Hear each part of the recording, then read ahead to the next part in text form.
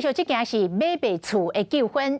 彰化一个乡亲开2300多万买一间中古厝，主要是中介的广告讲这厝龄才10年，想袂到尾啊，厝边甲讲，其实这是30年前的建案，是停工11年了后才搁起的烂尾楼。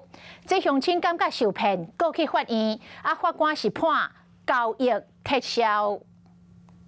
巷仔内规排透天，起甲真水，一楼阁会当停车。不过附近的住户表示，这个建案其实是停工了后，阁继续起的烂尾楼。是小时候国中的时候搬过来这里，那时候可是已经没有继续盖。这排透天是伫咧彰化和美，民众开1320万买其中一户。不过厝边甲伊讲，这个建案30年前起的，因故停工荒废11年，新的建商接手才阁继续起，互伊起价是告上法院。确实，当时在发现这个房屋主结构持续30年的时候，是有觉得有被受欺骗的感觉。 中人强调，这是照建管法规完成继续起的中古厝，厝龄10年是照使用执照摕到的时间为准。不过法官认为，中人伫咧签约的时无完整来传达信息，厝是荒废侪年才阁继续起，对消费者的认知是无共的，判决撤销这个交易。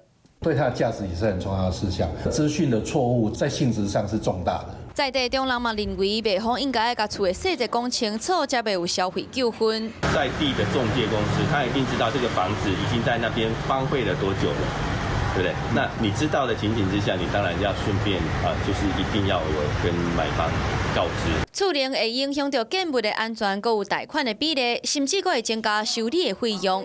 信息无完整，消费的纠纷佮加一层。 Hello， 我是雷亚。想要抢先掌握最及时的新闻资讯吗？赶快订阅、按赞、开启小铃铛，锁定华视新闻 YouTube 频道。